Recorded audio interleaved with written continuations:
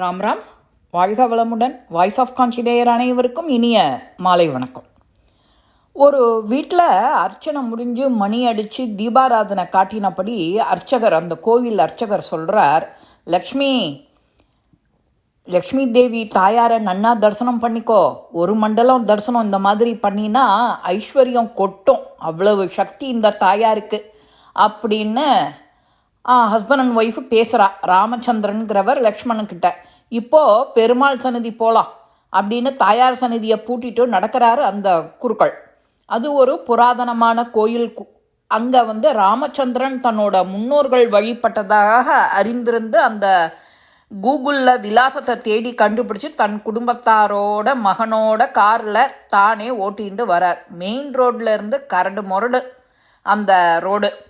3 kilometre பயணத்துக்கு பின்னாடி தான் அந்த கோவிலை அடைய முடிஞ்சுது. 10ஆம் வகுப்பு படிக்கிற பேரான் புலம்பின்ண்டே வரான், இப்படி ஒரு மட்டமான ரோடு இருக்குன்னு தெரிஞ்சிருந்தா வந்திருக்கவே மாட்டேன் தாத்தா அப்படின்னு.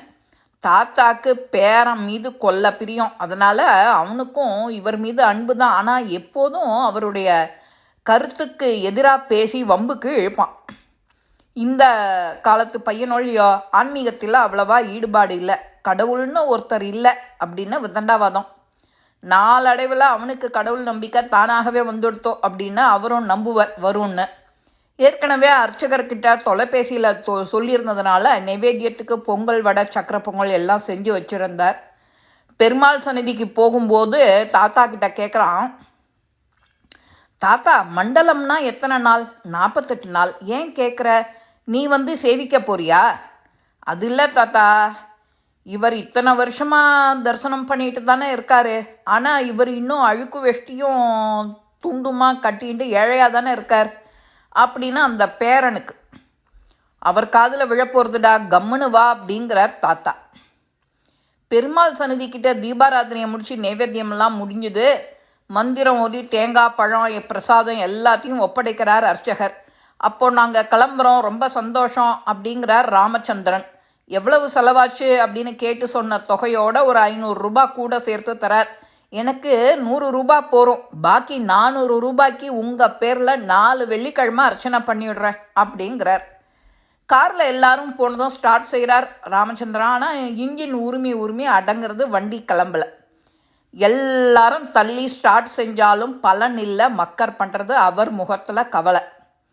இந்த அத்வானத்தில் எப்படி மெக்கானிக் அழைக்கிறது? கோவிலை பூட்டின்ண்டே அர்ச்சகர் சொல்கிறார், அருகில் வரார், என்ன காரில் பிரச்சனையா? கவலை வேண்டாம், இந்த நம்பருக்கு டயல் பண்ணி பேசுங்கோ, நான் பேசுகிறேன் அப்படிங்கிறார். அந்த ஃபோனில் அவர் நம்பரை டயல் பண்ணி கொடுக்குறார் ராமச்சந்திரன். குருக்கள் மாமா பேசுகிறார், இங்கே காரில் ஒரு சின்ன ப்ராப்ளம் அப்படிங்கிறார். மொப்பட்டில் வரார் அந்த பையன். பேனட்டை திறந்து பார்த்தோன்னே 10 நிமிஷத்தில் சரி செஞ்சுட்டான். காரு ஒரு ரவுண்ட் அடித்து நிறுத்தினான். ராமச்சந்திரனுக்கு ஏக மகிழ்ச்சி. 200 ரூபாயை நீட்டுறார். அர்ச்சகர் சொன்னார், பணமெல்லாம் வேண்டாம், பர்சில் வைங்கோ, இவன் என் பையன்தான், ஃப்ரான்ஸில் நிசான் கார் கம்பெனியில் சீஃப் இன்ஜினியர், லீவில் வந்திருக்கான், லீவு முடிஞ்சதும் உரகடம் ஃபேக்ட்ரியில் இன்சார்ஜாக பொறுப்பெடுத்துக்க போகிறான். ஓ, தட்ஸ் கிரேட் அப்படிங்கிறார் அவர். உங்களுக்கு ஒரே பையனா? இல்லை, ஒரு டாக்டர் இருக்கா லண்டனில் டாக்டர் அப்படிங்கிறார் அந்த மாமா.